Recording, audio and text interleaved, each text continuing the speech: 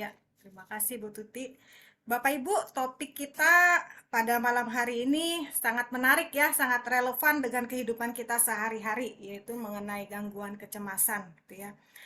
Eh, karena kita semua pasti pernah mengalami yang namanya kecemasan, apalagi di masa pandemi dan new normal saat ini.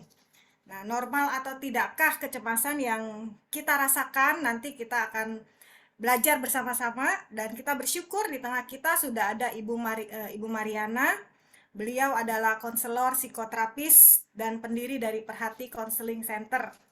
Beliau sudah banyak berpengalaman baik itu menangani anak-anak, remaja maupun orang dewasa dalam kasus gangguan kecemasan, gitu ya. Nah, kita akan sebentar lagi akan mendengar materi yang akan disampaikan. Jika Bapak Ibu ada pertanyaan, nanti bisa bertanya langsung atau bisa menulis di kolom chat. Saya persilahkan Ibu Mariana untuk menyampaikan materinya, Bu.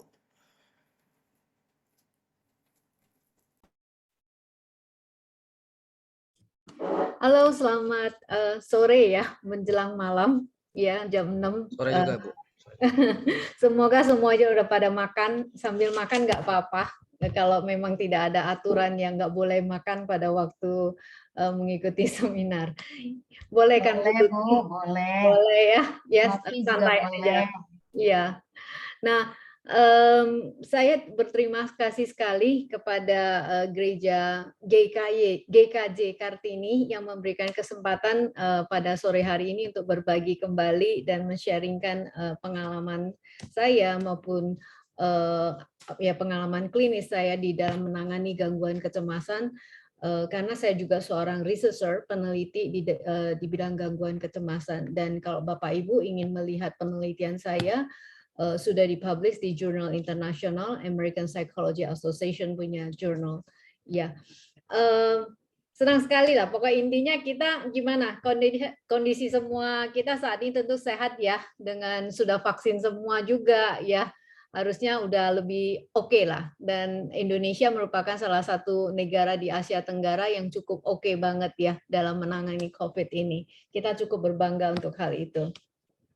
Nah, hari ini kita akan membicarakan mengenai sebuah topik yang sebenarnya sangat relevan. Tadi seperti moderator di awal telah katakan, bahwa kita akan bicarakan efek dan penanganan gangguan kecemasan. Sebenarnya saya agak sedikit mengganti topiknya, mengenali gangguan kecemasan dan efeknya seperti apa. Kenapa saya tidak menulis mengenai gangguan, karena usul awal itu penanganan, karena menurut saya penanganan itu nanti kita akan lihat ya, nggak bisa hanya kita ngomong di webinar yang sebentar ini kemudian kita bisa tanganin. Cuman saya akan memberikan tips kepada Bapak Ibu bagaimana menghadapi gangguan kecemasan ini.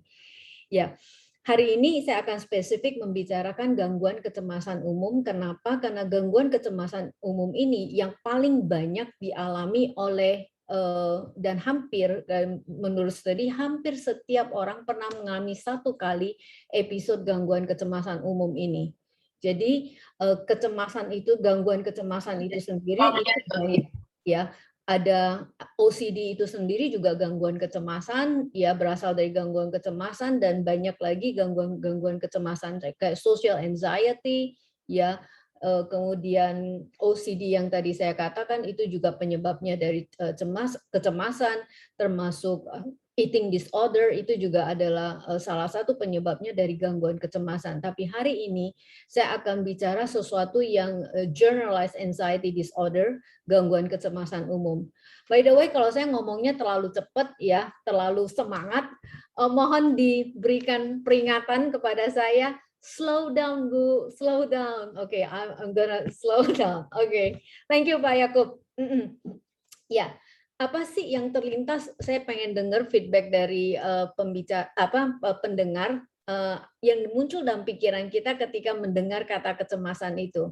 Ya, apalagi di masa pandemi ini. Boleh nggak 1-2 orang share feedback?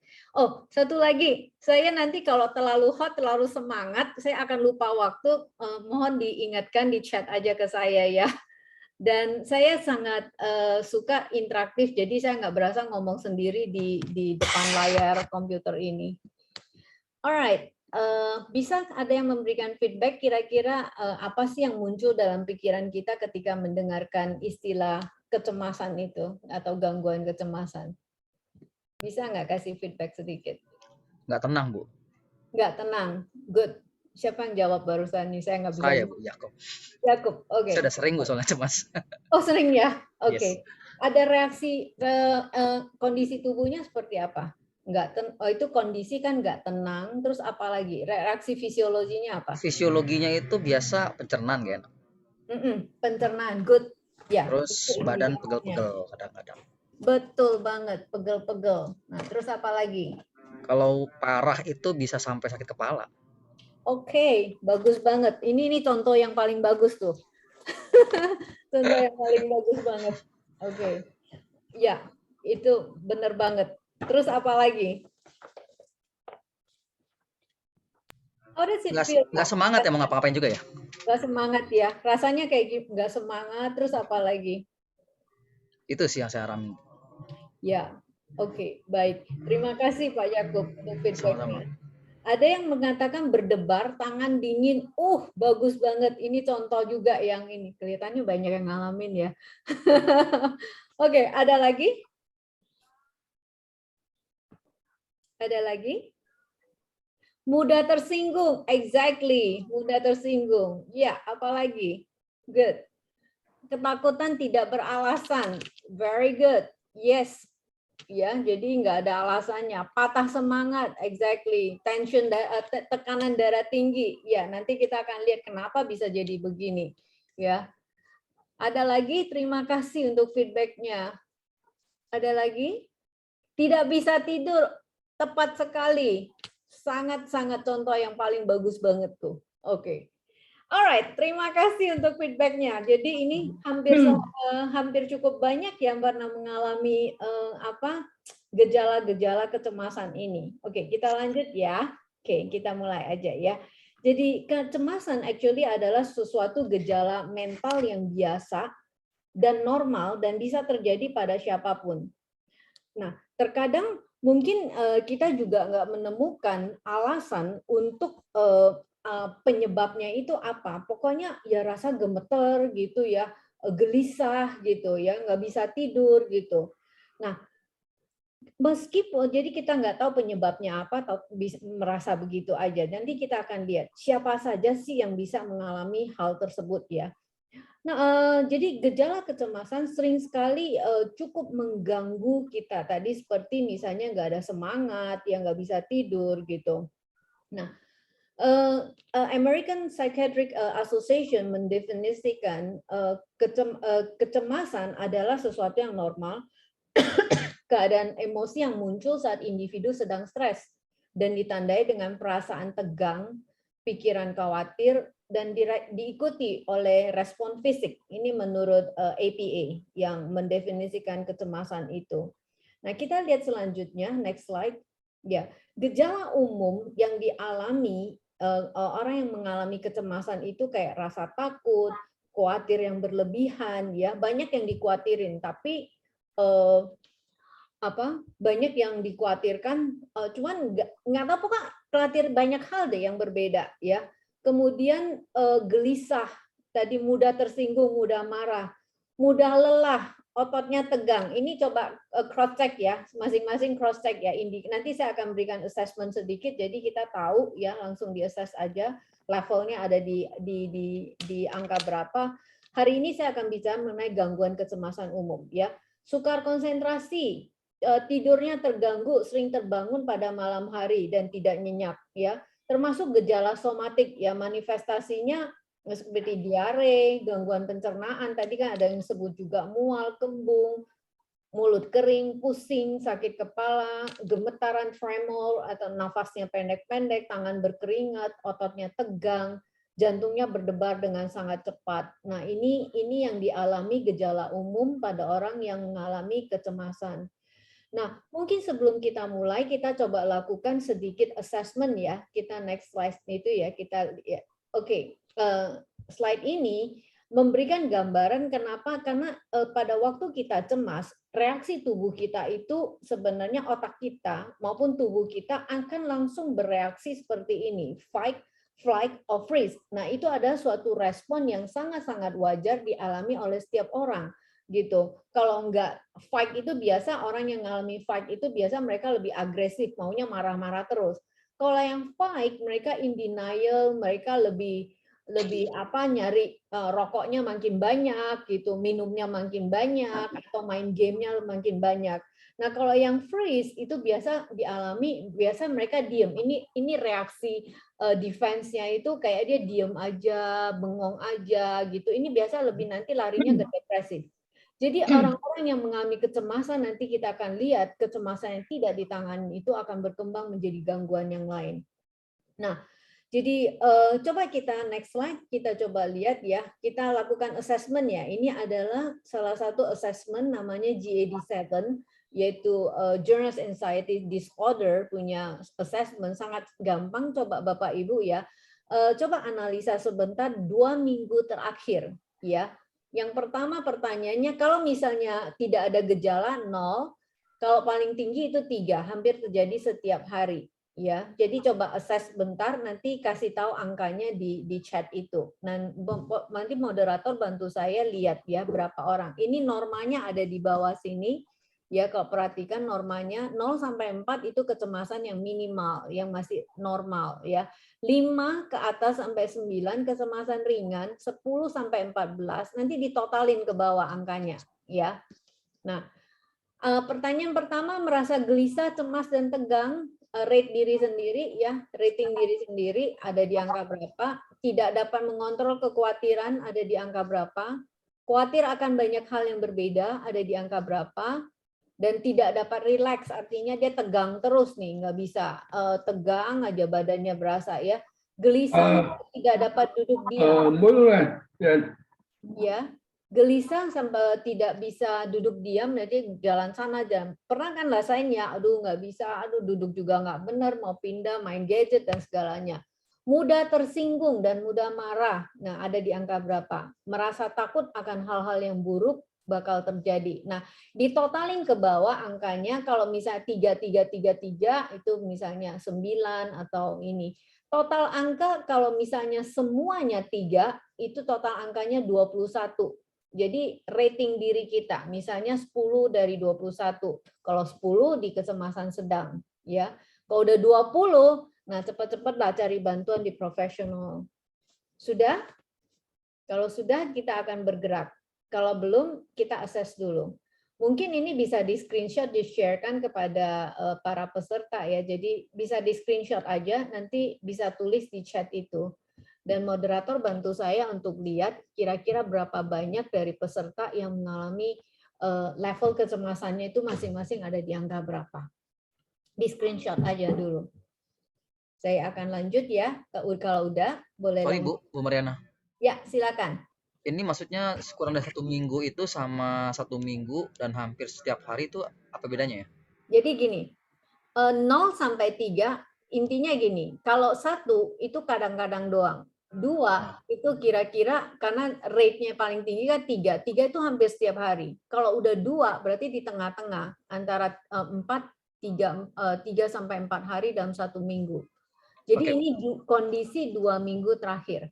Oke. Oke, thank you Bu. Oke, thank you. Good question. Ada lagi? Silakan. Kalau sudah, kita lanjutkan ya, sambil nanti kita lihat kita ada di angka berapa ya. Jadi kalau misalnya teman-teman ada di level udah mulai kecemasannya moderate, sedang ke atas, itu kita udah perlu wanti-wanti dan cepat cari bantuan ya. Nah, kecemasan bisa dialami oleh siapapun, anak-anak, orang dewasa, semua bisa ngalami, dan apalagi di masa pandemik ini yang memicu banyak peningkatan jumlah penderita kecemasan yang akhirnya menjadi sebuah gangguan. Kalau kita perhatikan dari WHO, ini Maret 2020, dia melaporkan, ini saya mengutip dari WHO, bulan Maret tahun lalu waktu pandemik terjadi, mereka mengatakan anak-anak dapat mengalami kecemasan dan kekhawatiran dan ketakutan yang mirip seperti orang dewasa. WHO itu adalah Badan Kesehatan Organisasi Kesehatan Dunia ya. Nah, dan anak-anak ternyata bisa ngalamin kecemasan dan kekhawatiran mirip seperti orang dewasa dan juga ketakutan seperti orang dewasa. Jadi kalau misal orang dewasa pandemik ini dengerin berita banyak gitu ya, kita mulai takut, waduh nanti saya ketepa atau gimana. Ternyata anak-anak juga bisa mengalami seperti itu. Nah, dan juga ketakutan dan efeknya biasa akan sakit dan meninggal dan menerima, biasanya mereka akan menerima medical punya treatment. Ya, ini adalah satu survei yang dilakukan oleh World Health Organization tahun 2020. Nah, PDSKJI ini adalah persatuan dokter psikiatri ya, dokter kejiwaan di Indonesia ya, jadi asosiasi dari dokter-dokter kejiwaan atau psikiater ya, menunjukkan ini berdasarkan hasil swab periksa. Swab periksa ini jadi dari orang-orang yang melaporkan, ini semua angkanya udah totalnya itu kalau nggak salah 4.000 lebih ya. Nah, 68% dari 2.300 mungkin ini agak salah ya, 68% 4.000 lebih ya. Jadi 68% angkanya itu adalah 2.364 swab periksa teridentifikasi mengalami kecemasan.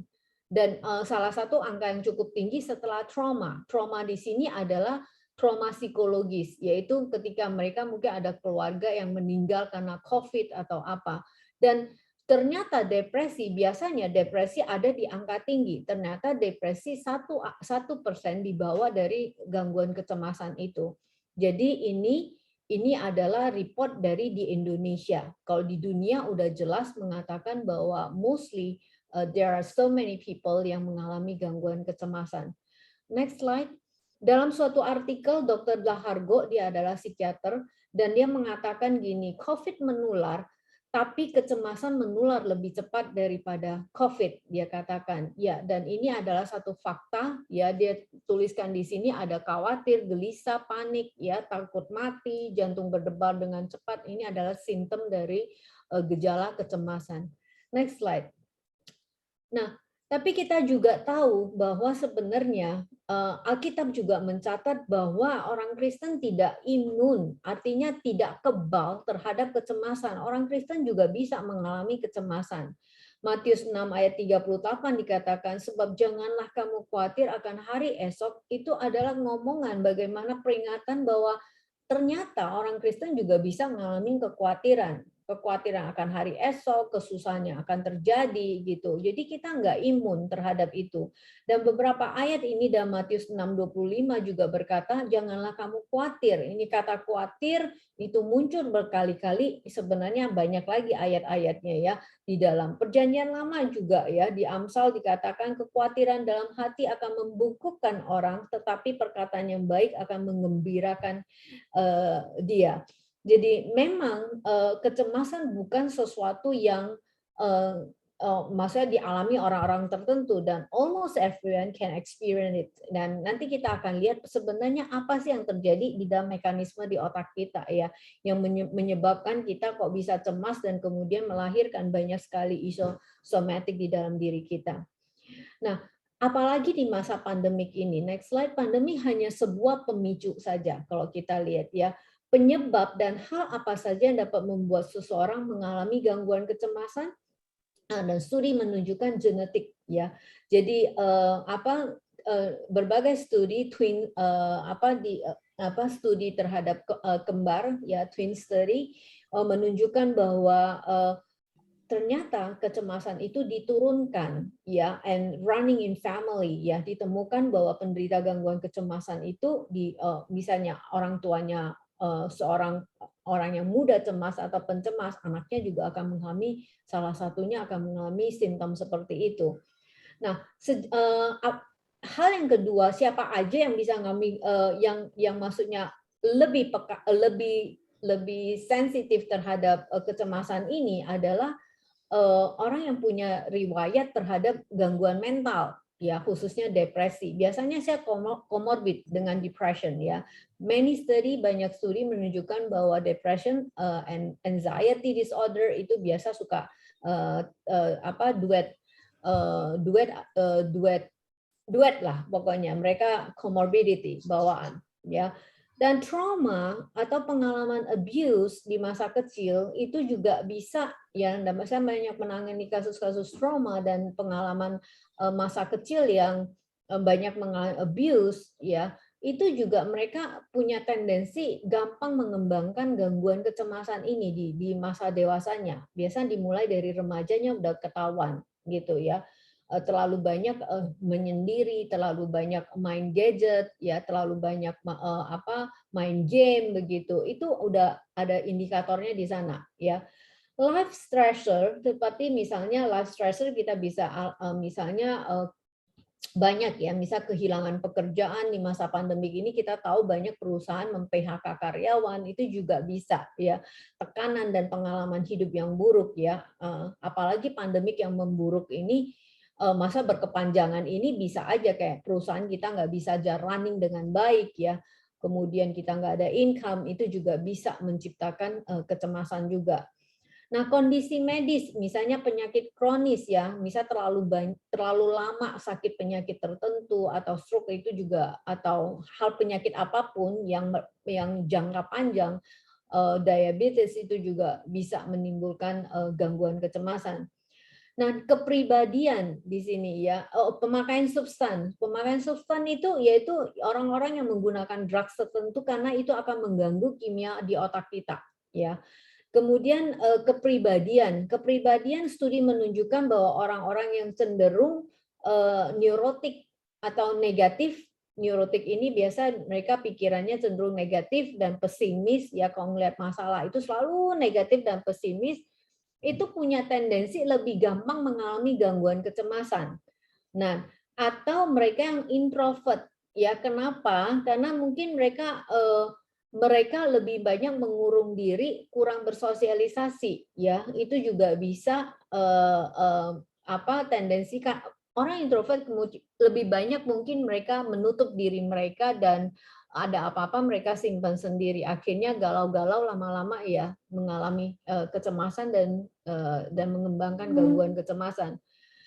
Nah, tadi kita bisa ngelihat lagi lifestyle misalnya gaya hidup ya, misalnya gaya hidup yang kurang sehat kayak makan ngasal aja gitu ya, akhirnya kemudian tidurnya sampai malam banget ya, begadang terus ya, kebiasaan kerja yang workaholic itu juga bisa menyebabkan gangguan kecemasan, kayak misalnya orang perokok atau peminum, itu semua bisa mengarahkan kita kepada isu kecemasan tersebut ya, karena itu nanti related dengan chemical di otak kita, kimia di otak kita ya.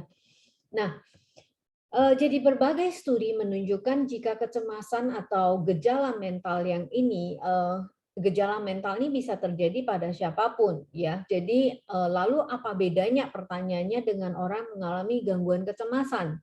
Nah, perlu diketahui ya juga bahwa sebenarnya tadi saya lupa menambahkan bahwa wanita 2 kali ya, berbagai studi sudah menunjukkan dan studi saya juga menemukan bahwa wanita 2 kali lebih banyak mengalami kecemasan dibandingkan pria. Kenapa bisa demikian? Ya, dugaan kemungkinan wanita lebih emosional dibandingkan pria, dan kemudian wanita juga memainkan peran yang cukup banyak dalam keluarga gitu. Apalagi pandemik begini, mereka bukan hanya harus, misalnya mereka yang bekerja biasa terus kemudian harus work from home, mereka harus ngurus anak, ngurus mertua, ngurus orang tua gitu ya, ngurus suami ya, memasak lagi, dan semua dikerjain itu, dan akhirnya there are so many things, banyak hal yang akhirnya membuat mereka lebih mudah cemas dibandingkan dengan pria. Ini kondisi pandemik ya. Tapi overall wanita di dalam berbagai studi juga menunjukkan 2 kali lebih banyak mengalami kecemasan. Nah, gejala akan sama, apa bedanya normal anxiety dengan anxiety disorder? Normal punya kecemasan dengan gangguan. Nah, ketika kita menamakan gangguan itu, sebenarnya kita mulai mengindikasikan sesuatu yang tidak bisa dikontrol. Ya. Jadi Yang namanya disorder itu adalah out of control. Kita udah nggak bisa kontrol kecemasan tersebut. Jadi bedanya dengan yang normal dengan tidak normal ada di sana. Nah, itu satu. Pertama adalah kita tidak bisa kontrol kalau gangguan itu. Dan yang kedua, dia akan persisten, konstan. Dia persisten terus-menerus dan hampir terjadi setiap hari. Dan di dalam DSM-5 mendefinisikan gangguan kecemasan itu minimal terjadi 6 bulan dan sudah mengganggu fungsi hidup. Nah, ini bedanya di dalam kecemasan yang normal dengan yang tidak normal. Kalau normal, misalnya contohnya kecemasan normal waktu kita mau presentasi karena kita kayak hari ini, ya saya juga deg-degan juga gitu, berdebar gitu ya, kayak aduh mulai keringet dingin gitu. Tapi itu karena ada penyebabnya gitu dan sesuatu yang normal. Tapi setelah itu ya enggak lagi gitu. Setelah selesai acara ini ya enggak lagi gitu. Dengan misalnya udah jalan lama gitu, udah ngomongnya udah banyak, udah enggak cemas lagi gitu.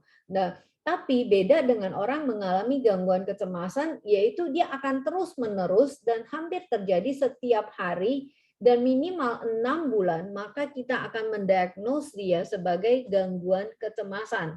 Ya, dan dia sudah mempengaruhi fungsi hidup, akhirnya nggak bisa konsentrasi, nggak bisa kerja dengan baik, ya pikirannya udah ngaco aja, nggak bisa tidur gitu. Nah, itu yang dinamakan disorder atau gangguan kecemasan.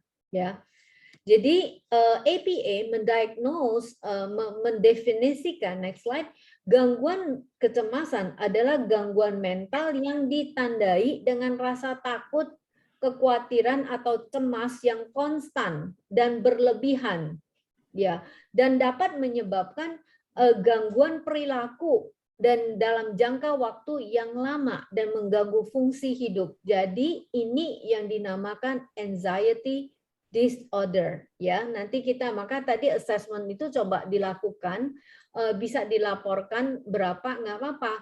Kalau misalnya yang merasa nyaman untuk melaporkan level kecemasan, silakan lapor. Jadi kita bisa tahu, nanti bisa dibantu caranya gimana, ya. Jadi so far, jadi gini, berbagai studi menunjukkan bahwa kecemasan yang tidak ditanganin akan berkembang menjadi, jadi pertama mulai dari kecemasan, coba next slide ya, next slide. Nah, oke, ini tadi mempengaruhi efeknya apa sih gangguan kecemasan sebelum saya lanjut ya. Jadi efeknya kalau kecemasan nggak ditangani akan berkembang menjadi sebuah gangguan. Gangguan kecemasan itu efeknya banyak. Ke neurofisiologis, tadi makanya ada simptom fisiologisnya, yaitu keringetan, jantung berdebar, gangguan pencernaan gitu. Psikologisnya yaitu merasa pikirannya khawatir, takut gitu, nggak jelas, emosinya aduh kayaknya mudah tersinggung segala macam ya. Ini yang terjadi, masa orang ngomong sedikit aja udah diambil di hati, tersinggung ya, mudah marah gitu ya. Nah, ini efeknya ke banyak aspek. Neurofisiologi, saya katakan neuro, kenapa saya nggak sebut fisiologi? Karena nanti relatednya dengan saraf kita, ya. Saraf dia dengan saraf-saraf kita. Dan efeknya gimana kalau kita udah mudah tersinggung, mudah marah, akhirnya relasi kita juga terganggu, fungsi hidup kita juga terganggu gitu. Nah, itu efeknya macam-macam ya. Nah, bahkan bisa bayangkan kalau relasi udah terganggu, fungsi hidup terganggu, ya mungkin sering sekali kita juga efeknya kepada spiritual kita. Meskipun kita tahu Tuhan ada berserta dengan kita, tahu di pikiran, tapi kita akan terus berpikiran itu putar-putar. Jadi orang yang mengalami gangguan kecemasan umum itu adalah mereka mengalami kecemasan yang persisten, tetapi nggak ada, mereka nggak bisa lihat penyebabnya itu apa. Tahu-tahu khawatir aja, nggak jelas aja gitu. Khawatir ini, pokoknya aduh nanti 10 tahun lagi gimana ya itu. Jadi udah persistently, constantly, terus-menerus khawatir akan sesuatu tanpa ada penyebab yang ini. Jadi sering dikatakan gangguan kecemasan ambang. Jadi nggak ada objeknya yang menyebabkan dia cemas. Nah, efek ke spiritual ya Dimana ketika kita begitu banyak kekhawatiran, kita tahu bahwa Tuhan ada, tetapi kita tetap aja merasa, benar nggak sih Tuhan itu ada? Gue udah khawatir nih. Tapi terus berada di dalam siklus yang seperti itu. Jadi suatu kondisi yang kalau kita lihat di dalam Amsal Solomon dikatakan kekhawatiran dalam hati membungkukkan orang, suatu kondisi yang begitu pesimis ya, sampai dia nggak bisa berjalan dengan tegak untuk melihat hari esok. Kalau kita lihat di Amsal itu. Nah, dengan semua kekhawatiran tersebut membuat kita akhirnya tidak mampu lagi mungkin untuk melihat kemurahan dan pemeliharaan Tuhan. Dan itu that spiritual punya efek kepada kita ya. Nah, next slide coba ya, kita lihat ya, saya berikan sedikit gambaran. Dari mana nih ini kok bisa sampai boom jadi sebuah gangguan? Biasa berangkatnya dari stres dulu. Jadi awalnya dari stres accumulate ya, accumulate akhirnya menjadi kecemasan. Dan kecemasan karena nggak ditangani, karena dianggap biasa. Dan berbagai studi menunjukkan sering sekali mereka tidak ke psikiater atau ke psikolog, tapi mereka perginya ke dokter umum gitu, atau internis, periksa ini, periksa itu, periksa darah. Ada dari pasien saya, mereka MRI segala, CT scan segala macam, nggak menemukan penyakit apapun gitu. Tapi terus aja merasa, aduh, gastriknya, asam lambungnya meningkat, dia nggak bisa tidur ya, insomnia dan segala macam. Tapi ada lagi studi menunjukkan bahwa mereka karena ini biasalah, karena dokter udah bilang nggak menemukan, pemeriksaan nggak menemukan apa-apa, akhirnya dibiarin aja, dibiarin. Jadi sering sekali mereka datang kepada psikiater udah telat. Kenapa udah telat gini? Masalahnya dia bawa lagi depresi karena nggak ditanganin dengan baik. Nah, akhirnya sering sekali datang bukan hanya depression aja, mereka udah mengalami panic attack ya, serangan panik atau menjadi panic disorder gitu, disorder yang lain. Jadi gangguan kecemasan kalau nggak ditanganin lagi akan berkembang menjadi gangguan psikologis yang lain, ya bisa depression, MDD atau PD, ya panic disorder, obsessive compulsive disorder atau eating disorder dan disorder yang lainnya. Jadi perlu kita waspadai bahwa sebenarnya stres itu sebenarnya bisa menyebabkan berbagai isu termasuk masalah jantung nanti. Kenapa bisa nanti kecemasan bisa menyebabkan jantung, itu juga ada penyebabnya ya. Oke. Nah, sekarang kita lihat ya sebenarnya apa sih yang terjadi dengan gangguan kecemasan tersebut. Ini bukan ngajar untuk mahasiswa, tapi kita lihat sekilas aja supaya kita ngerti ya. Saya minta tolong yang operate komputer ini, PPT ini, coba bisa nggak kasih tunjuk yang merah di tengah itu, ya, yang merah di tengah itu ya. Nah, kalau bisa digedein yang merah ini ya, dan itu adalah organ di otak kita namanya amigdala yang memainkan peran penting di dalam kecemasan maupun trauma. Ya, mekanisme kerja mekanisme kerja di otak orang cemas dengan orang trauma itu hampir sama, ya. Nah, jadi amigdala ini adalah pusat emosi, otak emosinya kita. Jadi kecemasan terjadi, amigdala ini akan bekerja sangat aktif sekali, sangat aktif. Nah, organ pada otak bagian dan otak kita ini akan ketika dia kerja super aktif banget, maka tubuh kita akan memproduksi beberapa hormon, adrenalin, norepinephrine, dan kortisol, khususnya 3 hormon ini ya. Dan hari ini saya akan membicarakan mengenai fokus pada hormon kortisol ini yang sering kita kenal dengan hormon stres. Kenapa nama hormon stres? Karena fungsinya adalah menurunkan level stresnya kita. Jadi, tapi masalahnya adalah ketika kecemasan dan ketakutan yang terus, jadi kata kunci untuk orang cemas adalah takut berlebihan, ya. Jadi kalau misalnya dia terus-menerus waktu kita stres yang tidak bisa berkepanjangan, cemas dan ketakutan, dan secara konstan tersebut produksi kortisol itu akan terus meningkat di otak kita. awalnya adalah untuk reduce stress tidak, ketakutan kita dan cemasnya kita, tapi masalahnya adalah kalau dia berlebihan, dia akan mengganggu sistem neuroendokrin di otak kita. Next slide aja ya. Jadi ini saya cuma memberikan gambaran otak kita, yaitu di bagian, kalau kita lihat yang besar itu, korteks yang kuning itu, sorry, sebentar sebelum naik. Turun ya.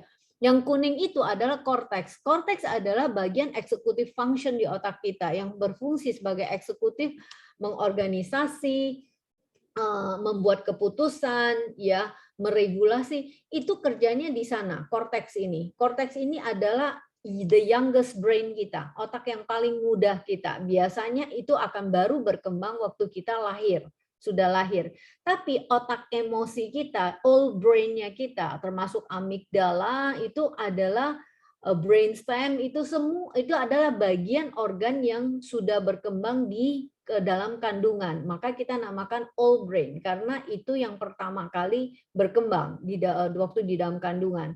Nah, apa pengaruhnya? Next slide saya akan, ini adalah waktu penelitian saya sama dalam disertasi saya menulis begini. Jadi kita mulai dari tolong kursornya dari stimuli itu, stimulan dulu, dari stimulan. Yang sebelah kiri ya, stimulan. Ya, stimulan stimulan. Dari yang negatif stimulan yang paling kiri ya, kita lihat stimuli. Ya. Jadi stimuli ini adalah informasi yang kita tangkap. Bagi orang-orang yang mengalami kecemasan, mereka akan menangkap semua informasi itu sebagai sesuatu threat, ancaman. Nah, sedangkan thalamus adalah organ otak kita yang mensensor informasi tersebut. Yang normal kerja otak itu adalah dari stimuli informasi yang kita tangkap melalui panca indera kita, itu biasa lewat dulu ke korteks, ya, naik ke atas. Ya, kursornya naik ke atas, ke korteks tadi yang kuning itu kalau kita lihat di depan itu ya, ke korteks di atas. High road itu yang dikatakan. Nah, korteks ini baru kemudian ke amigdala. Ini sebab kerja di otak mungkin lebih cepat. Ini hanya gambaran supaya kita ngerti dulu. Nah, tapi pada waktu kita cemas luar biasa, yang proses yang naik ke korteks itu langsung terblokir. Langsung nggak kerja, dia nggak bisa lewat sana, dia langsung ke amigdala. Amigdala ini dia bekerja sama dengan brainstem-nya kita, nanti kita akan langsung bereaksi fight, freeze, or flight yang tadi di awal saya reaksi tubuh kita itu. Nah, makanya kenapa ini juga menjawab kenapa pada waktu orang mengalami kecemasan dia akan panik. Kayaknya semua yang ada di otaknya yang dia tahu udah seolah-olah blank. Dia nggak bisa mikir lagi. Nah, ini yang terjadi karena jalur ke korteks itu langsung terblokir dan dia nggak bisa mikir dengan logik lagi gitu. Yang ada cuma takutnya itu, gimana ngadapin ketakutannya. Jadi kayak kita ketemu ular gitu, gitu ketakutan gitu ya. Jadi bereaksi teriak, lari, kabur ya, atau kita ambil sesuatu langsung refleks begitu ya. Jadi ini yang terjadi. Nah, karena dia ngambil jalur yang low road ini, ya low road ini yaitu lower brain yang kita di amigdala ini, maka tadi yang saya bilang hyperactivity di amigdala itu menyebabkan mengganggu seluruh proses di neuroendokrin yang sebelah kanan itu. Nah, neuroendokrin adalah pusat dari hormonal kita. Dan dia kerjasama dengan apa? Dengan autonomic nervous system di otak kita, yaitu saraf yang kerjanya otomatis, nggak usah diperintah punya. Contohnya detak jantung, tidurnya kita, pencernaannya kita, itu kerjasama sama itu. Nah, pada waktu kortisol tadi amigdala hyperaktif, kortisol produksi banyak, akhirnya gangguan di bagian hormonal kita, makanya terjadilah yang terjadi. Nah, itu di HP axis itu sebenarnya adalah apa yang mengatur nanti hormonal-hormonal di dalam tubuh kita. Maka tidak heran yang tadi secara kognisi kita khawatir terus-menerus, stres terus-menerus, dan secara emosional kita nggak bisa regulasi, cemas dan takut terus. Dan secara fisik kita keluarlah masalah-masalah, dinaikin sedikit dia punya apa slide ya. Ini di bawah masih ada tulisan sih sebenarnya. Jadi ya Jadi physical punya respon seperti keringetan, ya, detak jantung makin cepat, nafasnya pendek-pendek, nggak bisa tidur, ya, atau merasakan flat. Ini flat yang biasa freeze punya respon, ya, dia nggak bisa ngerasain apa, kosong aja, hampa aja gitu, ya, pencernaan terganggu, ya. Nah, ini adalah efek dari yang tadi, ya, yang produksi kortisol yang berlebihan. Nah, akibatnya keluar di dalam perilaku kita yang maladaptif, ya. Kita mulai sulit beradaptasi dengan orang, mudah tersinggung.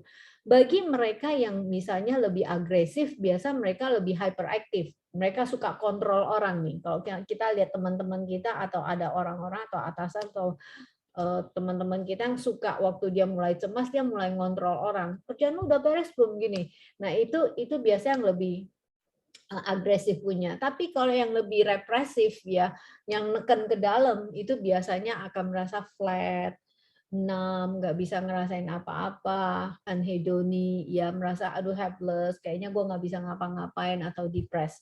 Itu simptomnya dua simptom yang keluar dalam perilaku yang bisa kita lihat. Ya, jelas sampai sini. Ada pertanyaan nggak? Saya berhenti dulu sebentar.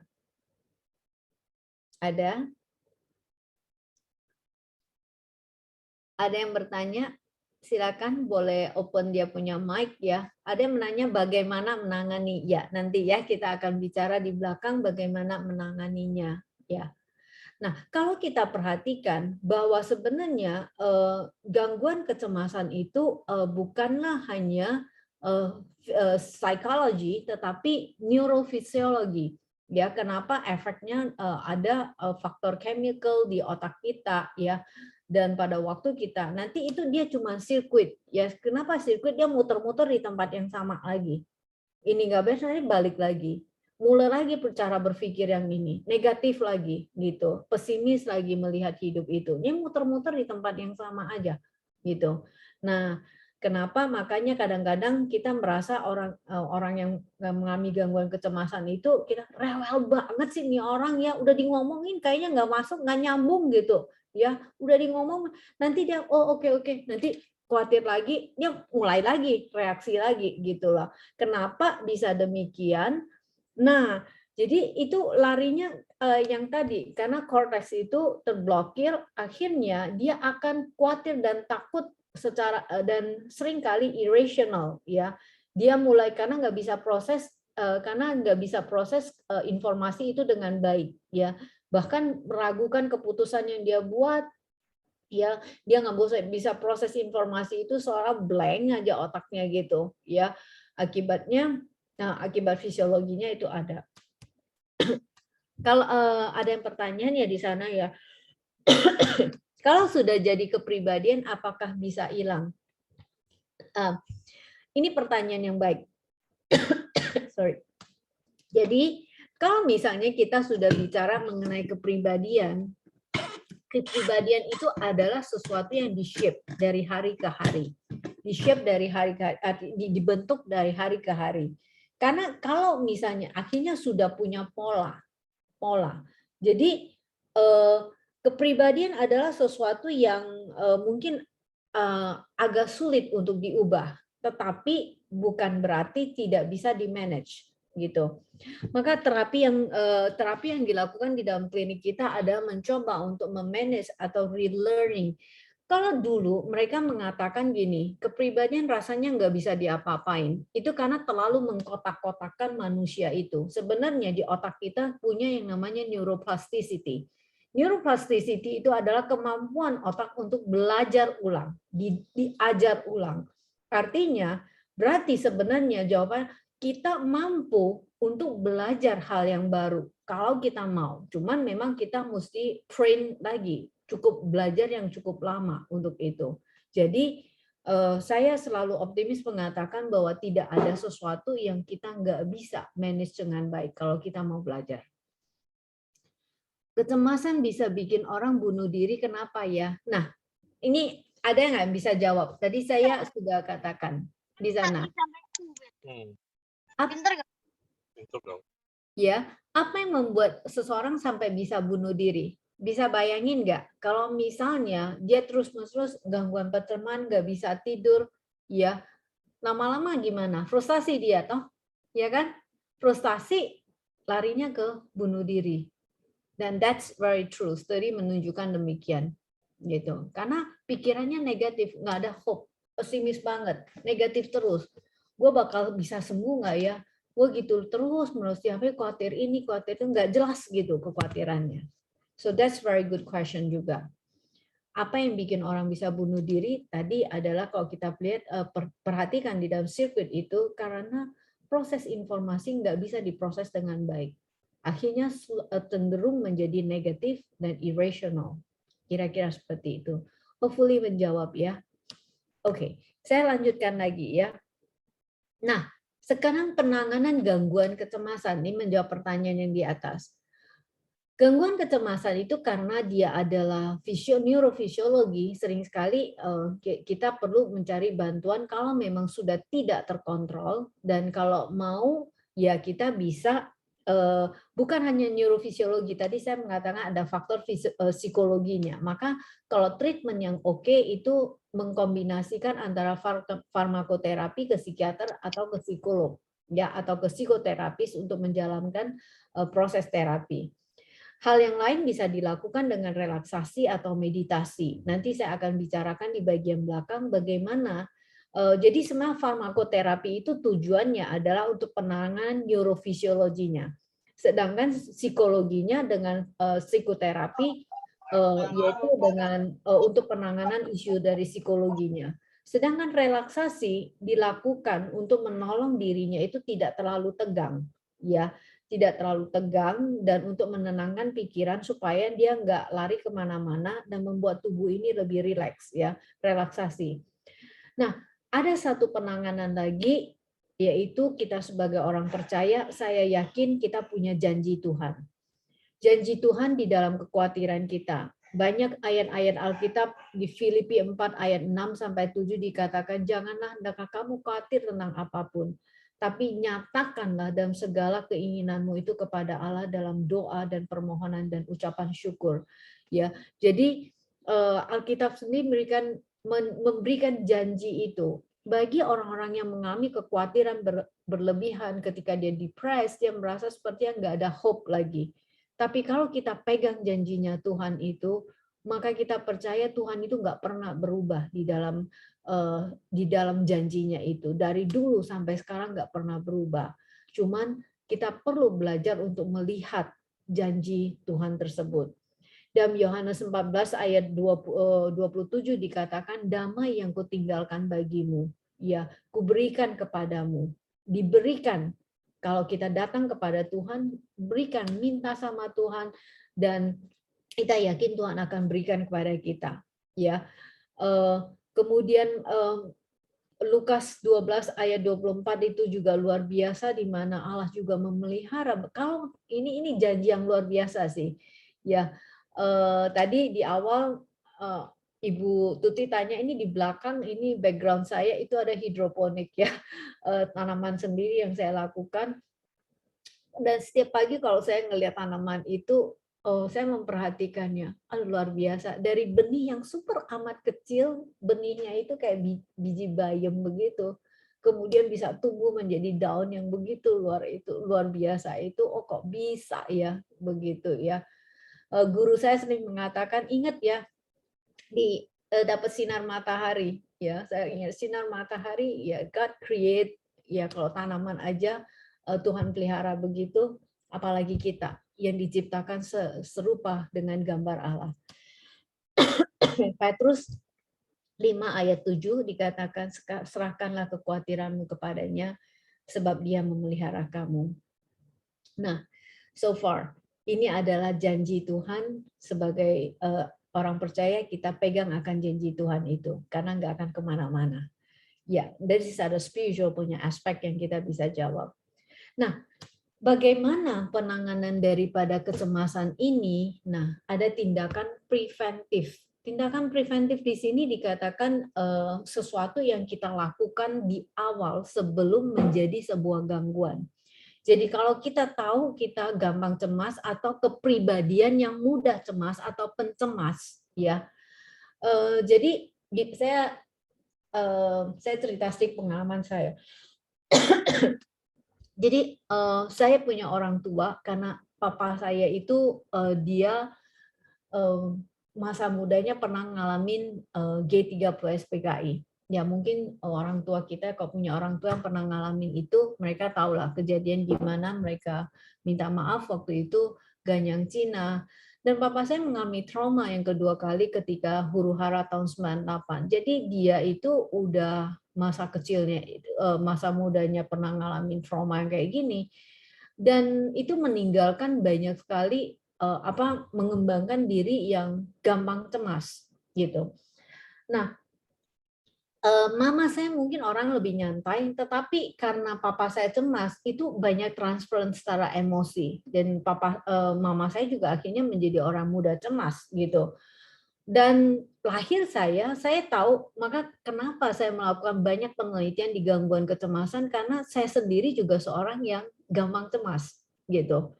Dapatnya dari mana? Dapat dari orang tua saya gitu. Dari mana? Semua belajar sih. Jadi ketika orang tua yang pencemas gitu, anaknya juga melihat cara mereka waktu menyelesaikan masalah juga dengan panik begitu, dan saya punya tendensi juga begitu.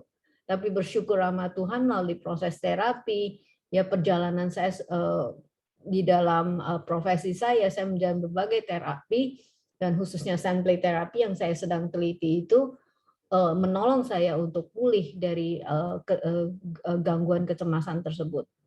Oke, nah ini adalah preventif, tindakan preventif yang kita perlu lakukan kalau memang kita udah tahu secara orang tua kita memang juga pencemas, kita udah wanti-wanti jaga-jaga, kita akan mudah untuk mengalaminya karena studinya udah banyak ya. Nah, misalnya tindakan preventif ya, lifestyle tadi saya mengatakan salah satu penyebab daripada kecemasan tersebut ya. Jadi kita bisa upayakan tetap menjaga pola makan yang sehat dan seimbang ya. Kemudian usahakan berolahraga, apalagi di masa pandemik ya di rumah dicoba untuk bisa melakukan stretching atau apa ya di sela-sela kesibukan kita. Istirahat dan tidur yang cukup itu penting ya. Saya pernah kalau nggak salah bukan di kelas ini ya, sorry. Otak kita gini, otak kita akan mengalami reset pada waktu, ini ada studi yang menunjukkan pada waktu jam 9 malam sampai jam 3 pagi. Dia akan reset. Jadi apabila kita bisa tidur di waktu tersebut, maka akan sangat baik bagi otak kita akan mengalami refresh kembali pada kalau kita bisa tidur di jam 9 sampai jam 3. Itu akan sangat baik ya. Nah, hindari terlalu banyak merokok atau alkohol itu ya, karena itu akan mengganggu chemical di otak kita. Nah, untuk yang bekerja ya tindakan preventif yang kita bisa lakukan, hindari mengerjakan beberapa hal sekaligus. Fokuskan perhatian pada satu hal waktu kerja, karena too much itu akhirnya kita menjadi melakukan multitasking. Sebenarnya multitasking itu sudah nggak bisa sih, otak kita tuh nggak bisa kerja sampai sebegitunya. Tapi kita kalau memaksa, artinya kita press fokus kita, mata kita itu menjadi tegang gitu. Jadi makanya coba kita fokuskan kepada ini, satu hal aja. Kalau kita tahu kita, apalagi kita udah mudah cemas punya orang. Di setting work from home, saya pikir kita perlu biasakan punya setting boundaries ya, khususnya di pandemik ini kita perlu ada tempat kerja. Saya juga sama. Saya punya kamar saya sendiri, saya kebetulan kamar anak saya nggak pakai, saya jadikan meja saya ada tempat kerja saya. Jadi setting kita punya tempat kerja dan kita perlu membedakan personal life kita, waktu kerja kita dengan personal life kita dan sosial kita ya. Jadi kita punya satu kebiasaan boundaries yang sangat jelas. Ini masukan bagi mereka yang sedang work from home di masa pandemik ini. Tindakan preventif yang lain adalah self-care. Ya, next slide. Self-care ini sebenarnya penting sekali bagi setiap kita, meskipun tidak di masa pandemik. Ya, jadi kita coba biasakan batasi medsosnya kita. Kalau yang nggak penting informasi nggak usah dibaca. gitu. Ada studi juga menunjukkan bahwa medsos itu justru men-trigger munculnya kecemasan tersebut, ya. Lakukan relaksasi, ambil waktu, nanti mungkin kalau ada yang bertanya kepada saya akan mengajarkan sedikit cara melakukannya.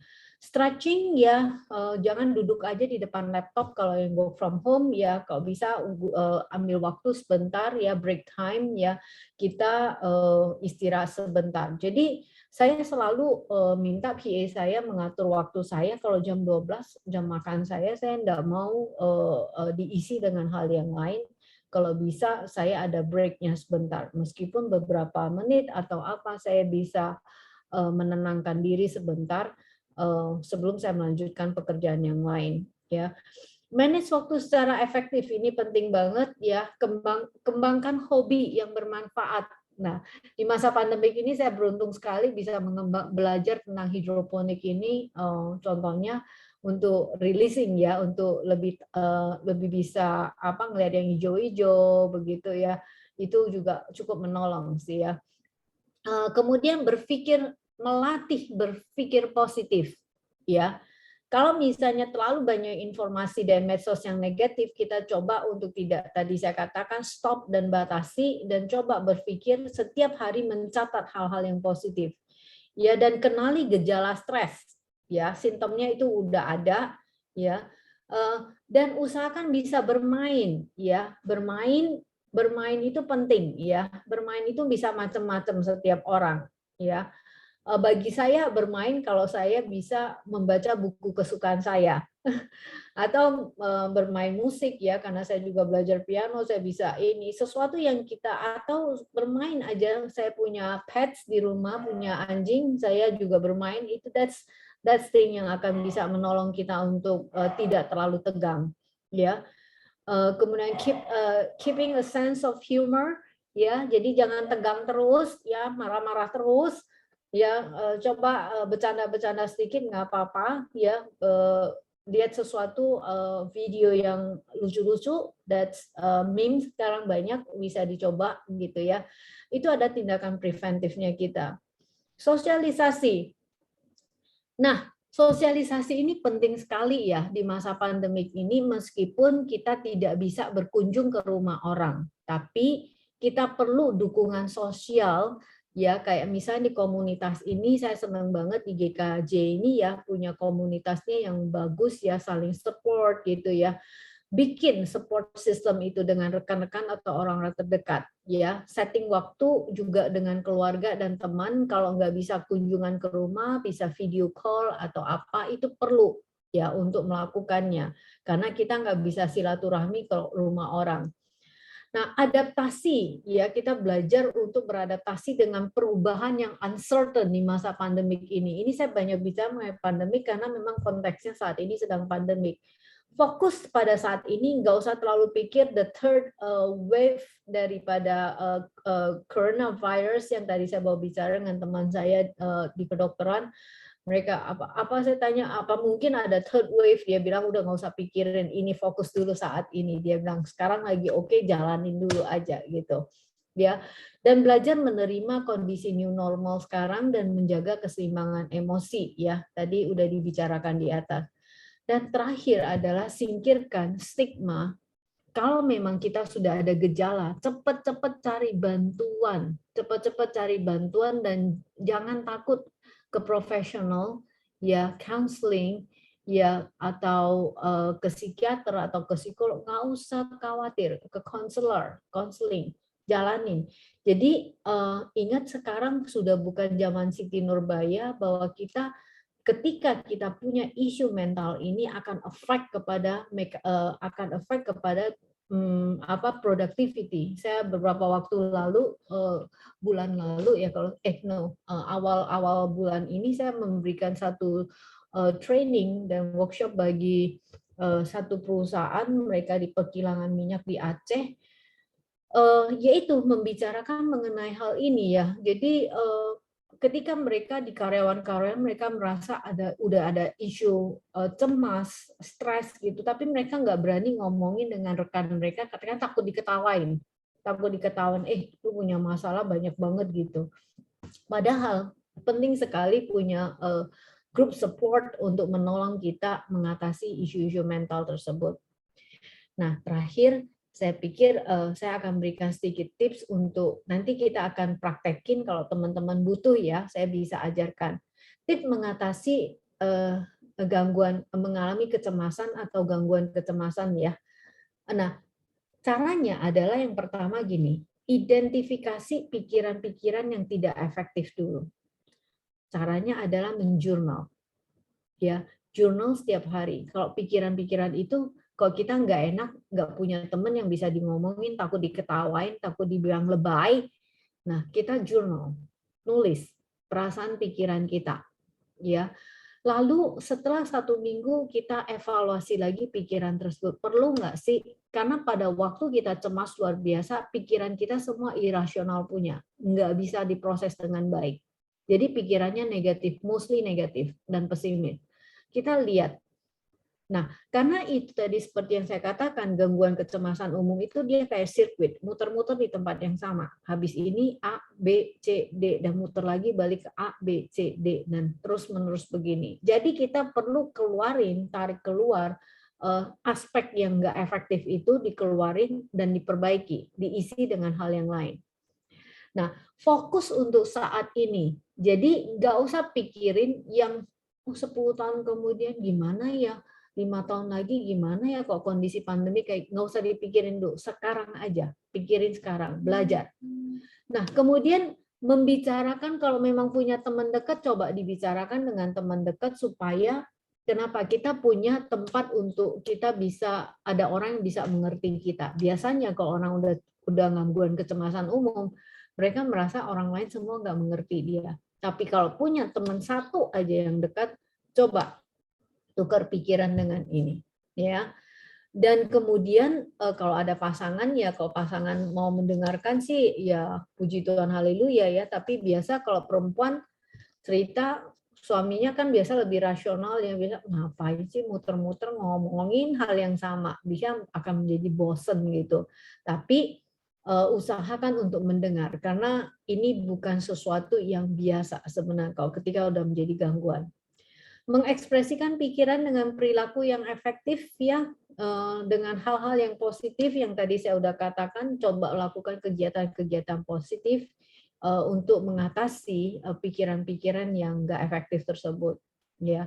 Jadi meresponi dengan tindakan yang produktif. Olahraga, kenapa olahraga penting? Karena olahraga itu akan menolong kita mengeksekut toksik di otak kita, hal-hal yang nggak oke. Dan olahraga juga kita tahu akan memproduksi banyak sekali endorfin, akan memproduksi chemistry, chemical di otak kita yang hormon-hormon yang baik untuk diri kita. Mendistraksi pikiran dan mengerjakan hal-hal yang kita sukai, ya. Jadi kalau misalnya ada yang suka main game, ya nggak apa-apa main game sebentar gitu, tapi ada batasan waktunya. Hal-hal yang kamu sukai aja. Jadi stop dulu, nggak usah kerja dulu. Kalau kerja juga nggak bisa proses otaknya, nggak bisa proses informasi gitu. Jadi mendingan lepas dulu. Kalau yang suka baking perempuan ya pergi baking dulu atau masak dulu gitu ya. Habis itu atau nonton Korea dulu silakan gitu ya, kalau memang yang suka Korea ya, sekarang yang lagi tren itu Good Doctor ya katanya ya silakan aja nonton dulu, habis itu balik lagi baru mengerjakan hal-hal kita, daripada apalagi waktu mendidik anak ya, kalau kita moodnya lagi jelek begini, lagi cemas luar biasa, khawatir luar biasa, kita bisanya marah-marah aja ke anak-anak. Jadi lebih baik kita mendistraksi dulu ya. Dan yang terakhir ada mencari bantuan profesional. Ya, kira-kira ini tips saya. Silakan kalau ada pertanyaan boleh ditulis di chat, nanti saya coba akan menjawab. Nah, terakhir saya ingin mengutip beberapa pesan dari WHO di masa pandemi karena kita sebagai pekerja mental, kita perlu mensosialisasikan hal ini. Stay positive dikatakan, ya. Avoid hal-hal news yang nggak penting. Next slide.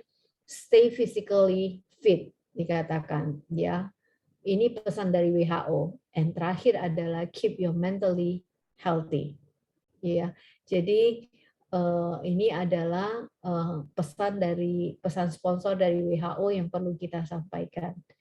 Dan terakhir, sebagai orang Kristen, saya akan mengakhiri dengan satu ayat menghibur dari Mazmur 46 ayat 10. Dikatakan, "Be still and know that I am God." Mazmur 46 ayat 10. Tenanglah dan ketahuilah bahwa Allah selalu ada bersama dengan kita. Thank you. Ya, silakan. Terima kasih. Ini adalah klinik kita. Oke, silakan kalau ada pertanyaan.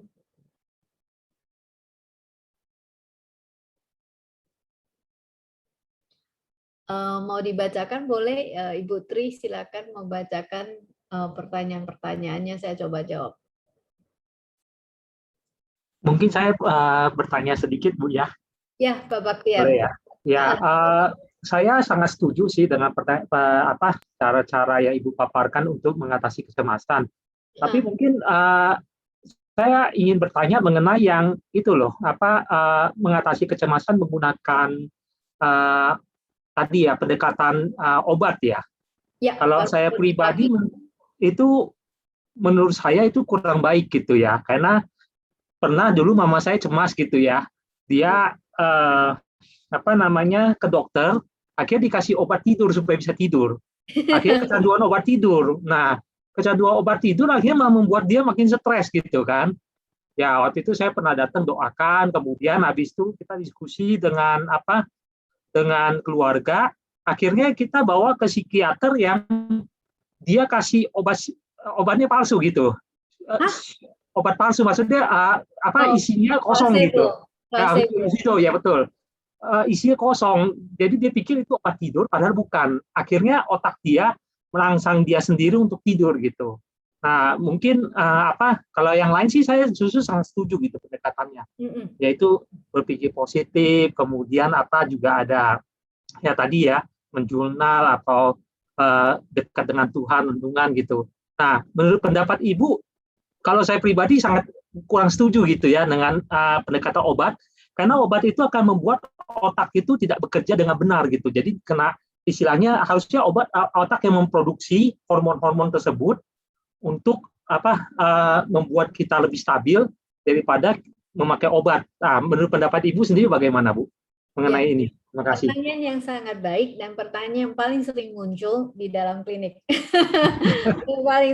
Makan obat psikiater gimana ya? Minta maaf di sini nggak ada psikiater ya. Oke, nah saya jelaskan dulu ya.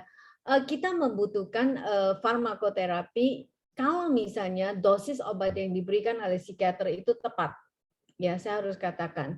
Jadi makanya art membuka resep itu sesuatu art ya, jadi seni gitu. Dan sering sekali saya harus katakan tadi kita udah bisa melihat chemical di otak kita ya, masalah di otak kita itu related dengan hormonal segala. Jadi apa sih sebenarnya isi dari obat-obat psikiater itu? Jadi tadi bisa slide-nya dibalikin nggak ke atas sebentar, Bu? Yang khususnya di bagian farmakoterapi, saya jelaskan sedikit ya. Jadi teman-teman jadi jelas gitu ya, kenapa kita perlu farmakoterapi ini. Nah, di farmakoterapi ini sebenarnya pada waktu kita mengalami kecemasan, itu biasanya serotoninnya itu akan drop. Ya, serotonin itu adalah hormon di otak kita, ada yang kita namakan neurotransmitter di otak kita. Bukan ini, Bu, satu lagi di atasnya lagi ya, di atas penanganan ini. Enggak, ya turun di bawah, sorry ya, yang ada di penanganan farmakoterapi dan psikoterapi. Terus setelah gambar otak itu tadi kayaknya, setelah gambar otak, terus turun lagi, setelah gambar otak di bawahnya lagi. Satu lagi. Iya. Ya. Nah, kalau kita lihat SSRI yang dikasih itu semua isinya serotonin. Serotonin adalah cairan di otak kita yang kita butuhkan untuk pada saat kita memproses informasi atau menjadi tenang gitu. Jadi pada waktu kita mengalami kecemasan luar biasa atau orang yang mengalami trauma juga sama, ya serotoninnya akan mengalami gangguan yang tadi saya ada jelaskan pada waktu kortisol terproduksi sangat banyak, itu akan mengganggu neuroendokrin di otak kita. Nah, serotonin inilah yang diberikan oleh termasuk SNRIs, itu inhibitor ya, dia menghambat ya. Jadi karena produksi dari norepinefrin itu meningkat, maka dibutuhkan SNRI ini. Ya sebenarnya ini area dari psikiater untuk menjelaskan sih, tapi karena saya sering sekali berinteraksi dengan psikiater dan mereka menggunakan obat dan mereka takut minum obat, jadi saya menjelaskan sebenarnya fungsinya daripada obat ini. Jadi fungsi obat ini sebagai booster. Jadi ketika serotonin itu drop di otak kita pada waktu kita cemas luar biasa, jadi obat yang diberikan itu booster, just gitu. Jadi yang dinamakan neurotransmitter itu, jadi gini, ini sel saraf satu, ini sel saraf yang lain. Di sini adalah pembuluhnya, dan disinilah ini kayak selang gitu. Ini isinya neurotransmitter. Apa yang dinamakan neurotransmitter adalah neuro itu adalah saraf, transmitter ada transmitter ya, jadi mengirimkan pesan. Jadi sel saraf satu ke sel saraf yang lain ini lewat ini kirim pesan itu dari sini. Jadi bisa dibayangkan ketika kita cemas luar biasa, neurotransmitter serotonin ini drop ke bawah. Kira-kira informasi yang kita baca dari satu sel saraf ke saraf yang lain bisa terbaca dengan baik nggak? Yang jelas tidak bisa dibaca dengan baik. Makanya yang tadi yang kita lihat akhirnya kita tuh akhirnya menjadi sangat irasional karena dia dropnya banyak. Kalau drop terlalu banyak akan jadi depresi. Biasa orang depresi juga akan dikasih seperti ini, gitu. Nah, jadi bisa juga terjadi ketidakseimbangan, naik turun nggak jelas, maka moodnya agak swing. Biasa orang yang cemas itu kadang bisa semangat, kadang bisa marah, jadi itu terjadi. Makanya booster ini untuk mengembalikan, jadi ini udah jadi serotonin jadi booster yang tadi drop naik ke atas, yang atas turun ke bawah, jadi kembali menormal sehingga kita bisa memproses informasi itu dengan baik. Jadi cara kerjanya seperti itu. Nah, kalau yang lain tadi diberikan placebo itu karena mungkin psikiaternya udah ngeliat nih ternyata dia ini lebih banyak psikologis punya isu gitu, faktor psikologis. Tadi kan saya ada katakan penyebabnya bisa dari psikologis, bisa dari neurofisiologis gitu. Jadi itu adalah faktornya. Jadi ketika menggunakan placebo karena psikiaternya mengindikasikan bahwa ini adalah faktor psikologis daripada neurologisnya gitu. Kira-kira seperti itu. Semoga menjawab ya Pak. Jadi maksud Ibu memang kasus tertentu tetap harus menggunakan obat ya Bu ya? Ya, memang mereka udah nggak bisa kontrol banget. Gitu. Oh begitu ya Bu ya. Yang Oke. benar-benar nggak bisa kontrol. Jadi saya cerita beberapa kasus ya. Contohnya satu kasus ya, gangguan kecemasan GAD juga. Ya biasa dalam penelitian saya tuh mereka yang udah severe punya, yang udah 40 gitu. Itu dari Hamilton ya. Kalau GAD-7-nya udah mentok punya, 21 punya. Yang penelitian saya. Jadi saya ada beberapa klien yang mereka datang udah dikirim oleh psikiater karena minum obat nggak mempan. Gitu. Nggak mempan, jadi biasanya mereka akan udah ke Mariana aja lah, pusing banget gitu loh intinya gitu. Udah pusing banget deh. Kenapa bisa pusing begini? Karena mereka merasa ini udah kayak kaset rusak gitu. Ya, jadi ngulang-ngulang ngomong hal yang sama, khawatir ngulang-ngulang hal yang sama gitu ya. Udah capek gitu lah. Udah pergi ke Mariana aja deh. Nah, di tempat saya kan dikasih terapi metode bermain ya. Jadi ya main kan menyenangkan kan, maka salah satu tadi treatmentnya, interventionnya adalah bermain. Jadi ya itu akibatnya ya setelah bermain dengan di tempat Mariana yang akhirnya sembuh. Kira-kira seperti itu. Ya. Oke, kira-kira menjawab ya Pak ya? Ya, makasih Bu. Ya sama-sama. Ya silakan ada pertanyaan yang lain. Bu Mariana, ini ada pertanyaan di Ya. kolom chat dari Ibu Nengsi. Saya sambil minum boleh ya interupsi ya. Boleh Bu, silahkan. Anaknya barusan cek dan level kecemasannya itu 17, termasuk Oh, kecemasan tinggi. berat. Nah, bagaimana menanganinya?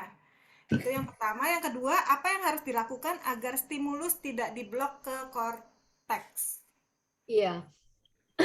Tadi yang seperti saya katakan berarti karena stimulus itu di otak kita ada sensornya, thalamus namanya. Itu adalah sensory hub kita, sensory system di otak kita. Jadi berarti apa semua informasi yang ditangkap oleh panca indera kita udah selalu baca sebagai threat, ancaman, takut. Kalau ada ancaman pasti respon kita yang tadi itu, fight, freeze, or flight gitu.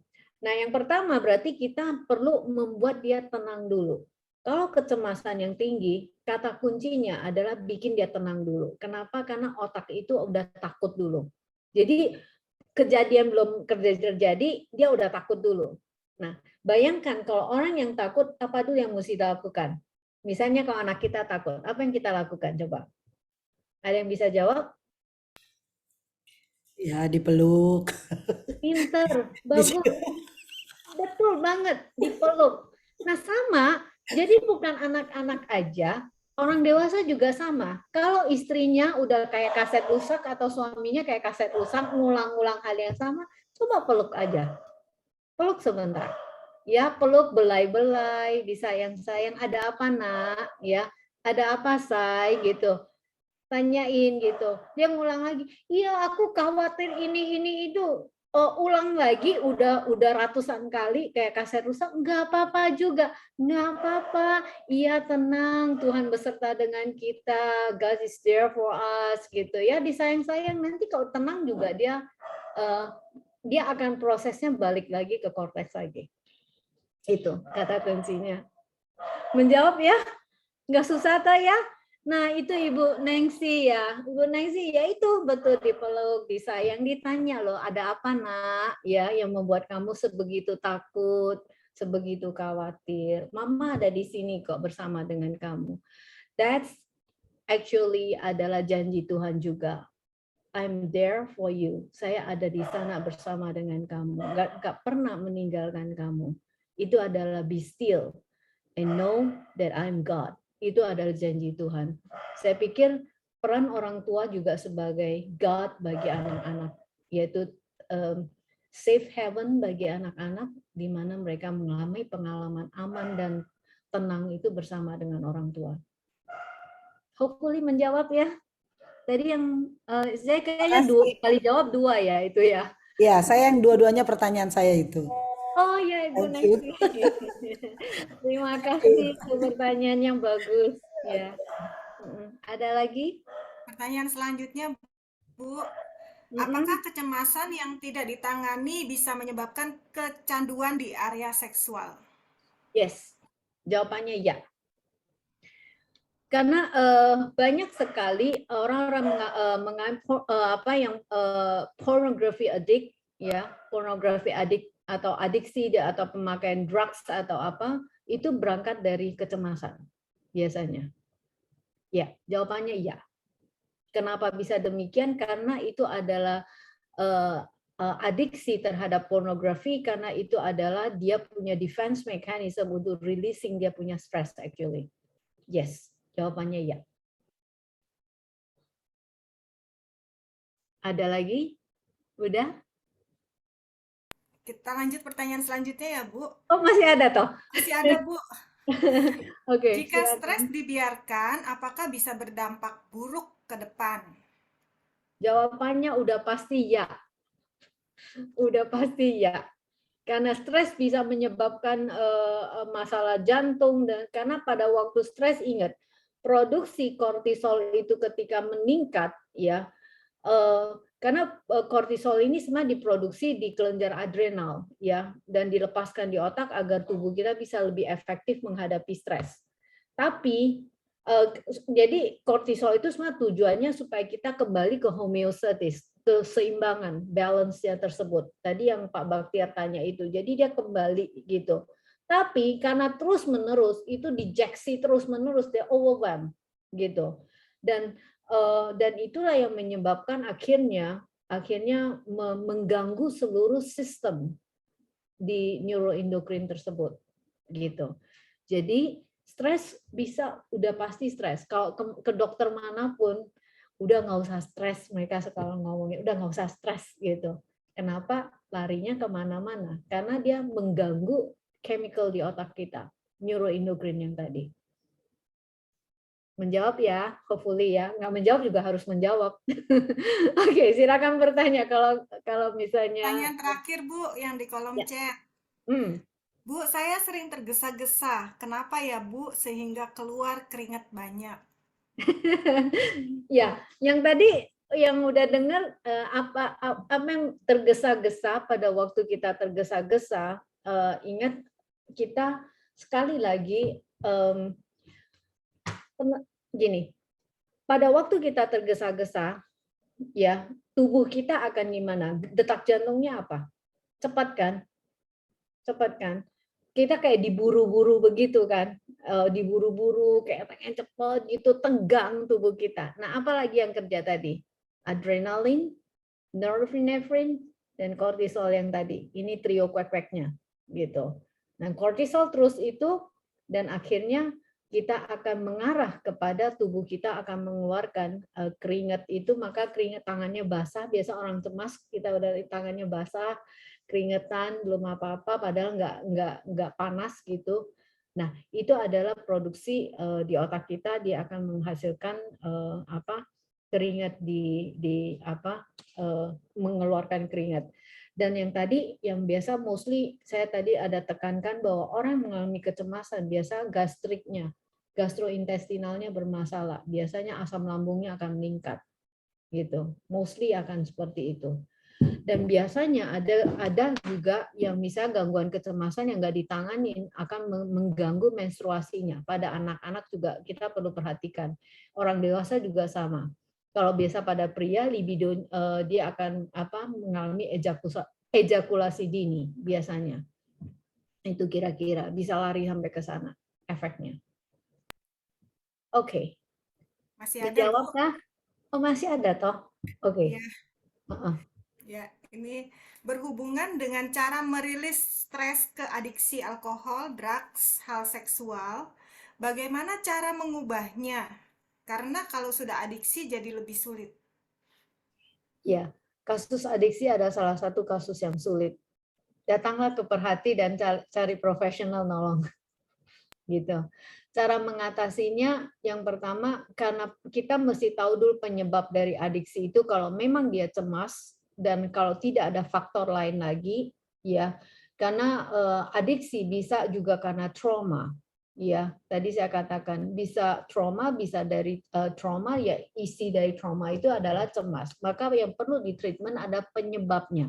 Akar masalahnya dulu di treat, baru nanti behavior itu akan menyusul perubahannya. Jadi di dalam menangani kasus biasanya di dalam klinik kita saya selalu mengatakan pada tim saya selalu mencari akar masalahnya, bukan fenomena di atasnya, bukan rokoknya, bukan minumnya, bukan pornnya, bukan pornografinya, tetapi adalah penyebab apa yang membuat dia berperilaku demikian.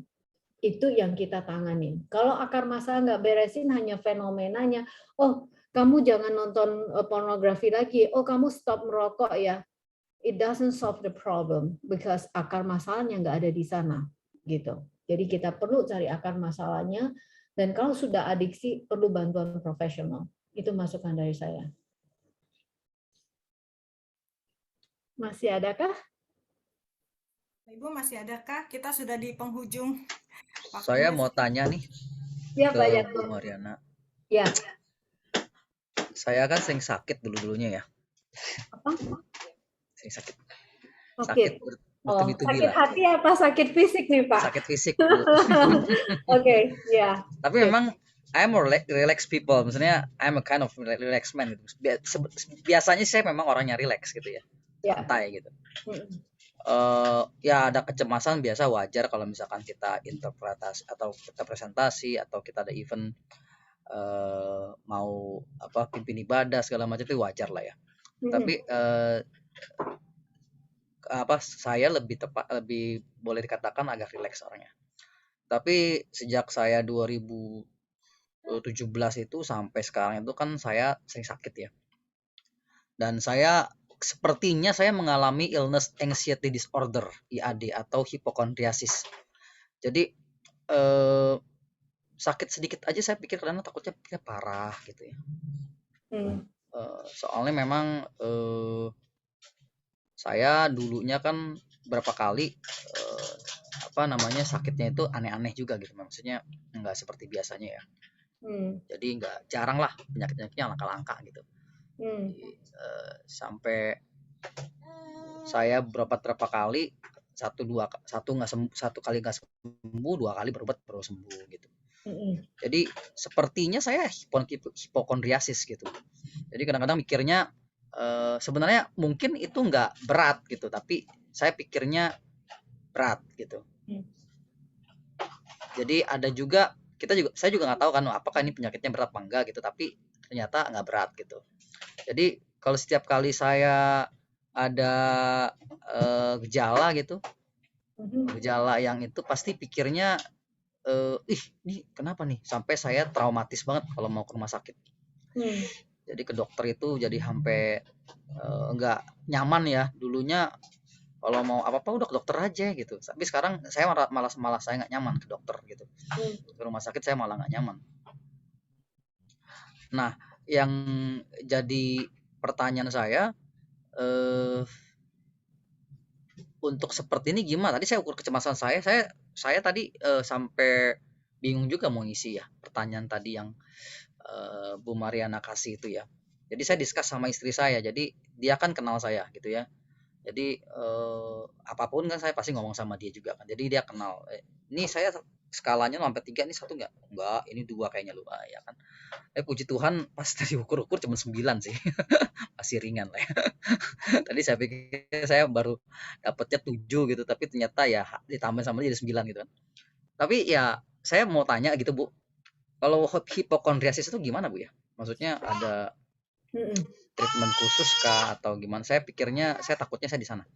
Nih takut lagi kan ya kan. Jadi kan itu kecemasan juga termasuk menurut saya.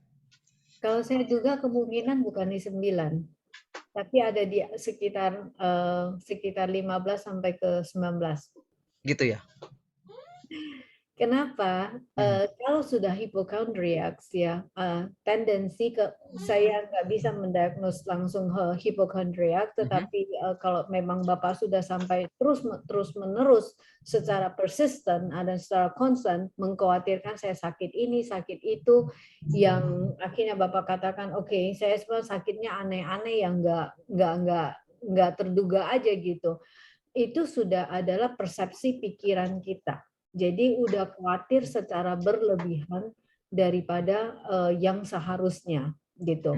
So, hipokondriak ada penanganannya bisa dengan CBT (Cognitive Behavior Therapy) untuk menolong untuk restructure kembali mengkonsep mengajar ulang pikiran kita. Tapi itu kita mesti gali dulu penyebabnya. Kalau Bapak mencatat 2017 sampai 2021, maka Bapak perlu mundur sebentar. What is happening? Pemicu 2017 baru muncul demikian. Apakah saya punya silsilah sebelumnya memang juga pernah mengalami mudah cemas punya orang? Kalau orangnya saya santai, ingat kelihatannya santai belum tentu dalamnya santai. Mesti seperti itu. Atau Bapak mulai telusuri 2017 apa yang terjadi di 2017 yang kemudian memunculkan mulai gejala itu mulai muncul. Biasanya gangguan kecemasan tidak terjadi begitu saja langsung boom begitu enggak. Tapi biasa ada kronologisnya di belakang di awalnya itu ada dulu. Ya stres yang seperti yang tadi saya bilang, cemas nggak ditanganin dengan baik, dengan tepat, akhirnya berkembang menjadi gangguan kecemasan. Gangguan kecemasan kalau nggak ditanganin dia akan berkembang menjadi gangguan psikologis yang lain termasuk hipokondriak ini. Ya, jadi ada contoh kasus seorang klien saya ya yang dia kelihatan orang nyantai gitu, ya selalu santai gitu. Tetapi edukasinya dia very high education punya orang, jadinya nyantai, dia belajar banyak. Tapi dia menyadari bahwa 3 tahun terakhir ini dia perilakunya mulai banyak berubah karena istrinya mulai merasa bahwa jadi dia ngelihat anaknya ada bisul sedikit aja, terus dia pikir ini bisul nggak oke nih, lalu dibawa ke dokter gitu, di dokter. Udah ke dokter nanti dia pulang, oh ini bisul bisa lalu di biopsi segala macam gitu ya. Pokoknya yang lebay-lebay lah begitu. Terus nanti dia merasa misalnya istrinya ada merah-merah sedikit, dia bilang ini mesti ke dokter, mesti ke dokter. Nah, lalu larinya nanti ke dirinya sendiri. Terus misalnya hari ini dia merasa kerongkongannya nggak enak gitu ya. Ini pasti ada sesuatu nih. Lalu dia pergi ke dokter untuk periksa lagi.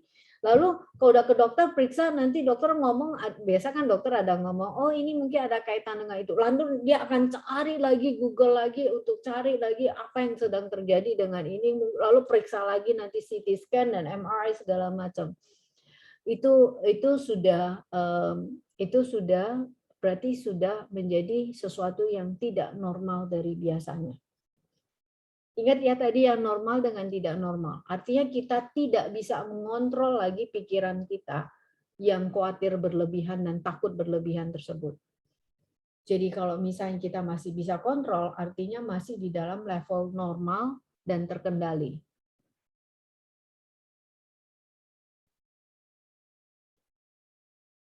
Kalau 9, puji Tuhan haleluya, gitu loh.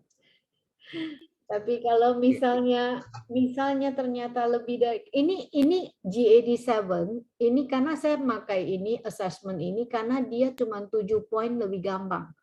Biasanya di klinik saya akan menggunakan assessment yang lebih panjang dan observasi dan wawancara sehingga di dalam konseling itu ya mungkin tepatnya konseling itu kita baru bisa menggali lebih banyak masalah itu yang terjadi. Hopefully menjawab Pak Yakub ya. Oke, Bu. Oke, Bu. Jadi hipokondriak itu adalah kekhawatiran berlebihan terhadap saya menderita sakit apa yang sebenarnya memang tidak sakit. Oh, iya memang saya kalau sakit sih aja, Bu. Maksudnya memang sekarang kan saya lagi ada masa pencernaan. Maksudnya digestive problems ya. Jadi saya nggak tahu digestifnya di bagian mana. Jadi apakah itu di lambung atau di usus atau di mana gitu, saya nggak tahu. Jadi even memang saya sudah ke dokter di awal Maret, tapi dokter bilang nggak ada masalah, nggak ada apa-apa, hanya radang sedikit, tetapi habis makan obat sembuh gitu lagi. Jadi saya nggak tahu apakah memang ini dari kan psikis kan bisa mempengaruhi fisik juga ya Bu ya? Exactly. Sudah pasti kan, ya kan? Saya nggak tahu sumbernya dari psikis saya apa dari fisik saya sebenarnya, dari sumbernya itu sendiri. Jadi memang mungkin ada faktor masalah fisik juga kan dari digestive problems itu sendiri. Pada saat dicek sudah makan obat mungkin sembuh, tetapi pada saat sembuh dan kambuh lagi itu, jadi saya mungkin takut. Nah pikirnya, kok balik lagi ya, sakit lagi ya, kok udah makan obat masih, gitu loh. Jadi itu yang menyebabkan saya sering nggak sering sih ya, kadang-kadang gitu ya. Maksudnya memang sampai saat ini saya memang ada kecenderungan begitu untuk berpikir ini kok hilang timbul gitu, nggak sembuh-sembuh gitu. Jadi yang jadi kebingungan saya, jangan-jangan nih masalah psikis saya gitu, mempengaruhi fisik saya, atau tapi ada lagi timbul memang fisik lu kali begini. jadi seringkali begitu Bu. Ya, vice versa bisa. Tadi kan kalau kita lihat penyebabnya itu bisa kalau misalnya penyakit kronis juga bisa ya menyebabkan kita demikian. Tapi ini saya cepat ya, saya menggunakan assessment yang lain ya. Nanti Bapak apakah Bapak merasa kayak gangguan pencernaan ini ya, maksudnya perut kembung, melilit gitu, mual, muntah gitu. Ya maka gastric punya isu lah. Itu ada 6 bulan nggak? Lebih Lebih dari, oke, itu salah satu ya. Terjadi hampir setiap hari nggak? Hmm, almost setiap hari. Almost every day, berarti ada di angka 4 ya. Merasa sering dada nggak nyaman nggak? Enggak sih, enggak, Nggak nyaman, nafasnya pendek-pendek gitu. enggak, Ada sering biasa. jantungnya berdebar nggak? Lebih cepat dari Enggak sih, biasanya? enggak sih. Nggak, oke. Maksudnya detak jantungnya seperti biasa lah. Memang saya kan eh, memang orangnya apa ya, agresif ya, cepat gitu kerja sesuatu cepat. Memang Oke. detak jantungnya normal sih, seperti biasa. Telinga mendengung, penglihatan kabur pernah? Berdengung telinga ada. Berapa Kalau lama? berdengung kalau misalkan telinga itu 1 minggu berapa kali? sesekali ya. Paling dia 1-2 Seminggu ada hari. sekali nggak? Dulu ada story bulan pertengahan Juni 2021 sorry, Oktober 2020. Bisa tidur dengan baik nggak? Ya tidur dengan baik, memang kadang-kadang dia bisa bangun sendiri tengah malam gitu. Jadi tapi tidur lagi.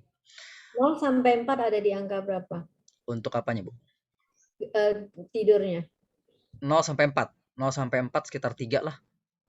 Oke. Bapak konsultasi aja deh. Gitu ya. Oke, aja. Oke, Dok. Oke, Bu. Kalau gitu, Bu. Ya, Diperhati ya. boleh diperhati, boleh di mana aja, ke psikiater juga boleh. Ya. Oke. Kalau dapat jadwal saya mungkin agak susah nanti.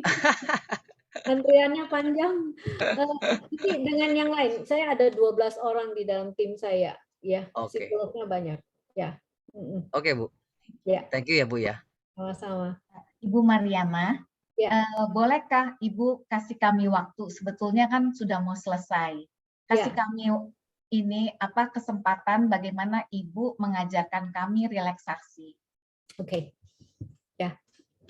Gampang. Jadi kita bisa lakukan ya, bagi misalnya kita tahu kita gampang cemas di masa pandemik ini ya. Bisa mendengarkan stimulannya itu adalah musik ya, tidak ada liriknya. Musik rohani atau musik meditasi yang relaksasi punya ya. Misalnya suara air ya, atau suara air lah, biasanya itu lebih menenangkan ya. Jadi kita diam sebentar ya. Diam aja sebentar. Dan pikiran kalau misalnya banyak ya, kita coba latihan pernafasan kita. Tarik nafas pelan-pelan. Kalau misalnya nafas gini, coba dilatih untuk lebih lambat. Tarik nafas pelan-pelan. Buang. Buka mulutnya sedikit. Bisa dilakukan dengan 2 cara. Buangnya dari hidung kita, mulut tutup. Atau mau buka mulutnya, kalau misalnya kurang begitu enak dengan nafas, kita boleh buka mulut sedikit. Ya. Fokuskan pikiran kita, ya, kok pikiran kita banyak, sampai pikiran kita bisa fokus ke detak jantung kita atau pernafasan kita. Ya. Jadi duduk, kalau bisa jangan duduknya tegak gini. Ya. Jadi tidak gini. Karena nafasnya nggak enak. Jadi duduknya tegak, ya, diam aja.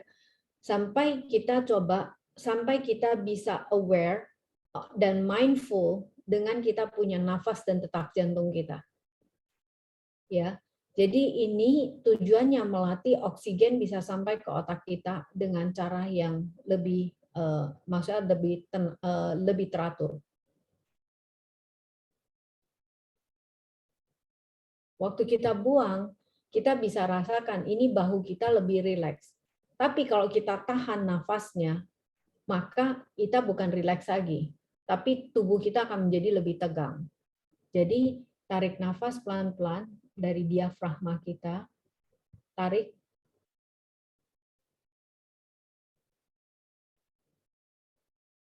Bapak akan merasa bahwa paru-paru kita yang tadi tarik,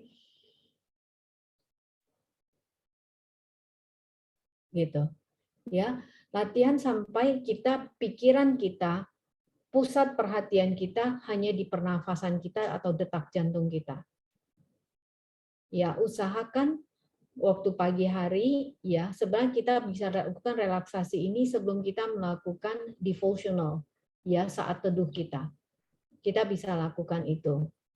Nah, kita bisa lanjutkan setelah kita dengarkan musik yang tenang atau diem gambar musik juga nggak apa-apa. Kalau takut distraksi, pakai ini supaya kita fokus kita bisa ke pernafasan kita. Sampai kita bisa mindful, ya, ini mindfulness punya exercise actually dengan detak jantung dan nafasnya kita, pikiran kita. Jadi yang tadinya khawatir kemana-mana, fokus pikiran kita ke pernafasan kita kembali. Lakukan dari perut, diafragma kita, nafas.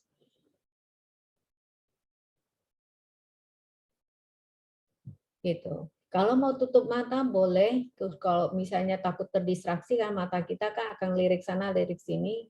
Kalau mau tutup mata dan latihan itu.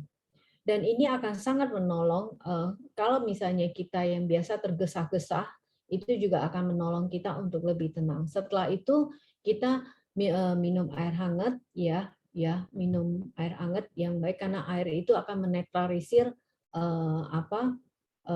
hal-hal yang tidak oke di dalam tubuh kita. Minum air. Lakukan pagi hari dan sebelum tidur. Itu ada relaksasi punya latihan.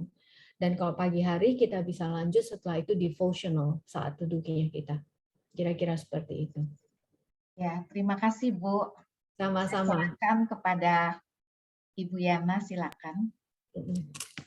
Baik, Bu Mariana, terima kasih sekali untuk materinya yang sudah sangat memberkati ya. Saya yakin masih banyak yang mau tanya gitu ya, tetapi waktu yang memisahkan kita ya. Dan kita akan mengakhiri, kita akan foto bersama ya. Minta kerjasamanya untuk bisa membuka kamera bagi Bapak Ibu. Dan diingatkan kembali untuk peserta webinar dimohon untuk mengisi link evaluasi. Ya, link evaluasinya ada di kolom chat. Ya, mohon diisi ya. Jadi saya ada feedback dan mempelajarinya agak lain kali lebih baik. Terima kasih. Oke, Ya. kita mau foto ya. Kita punya 3 slide. Saya akan mulai di slide yang pertama. Oke. 1, 2, 3. Oke. Selanjutnya slide kedua. Tolong dibuka ya fotonya. Masih ada yang belum buka.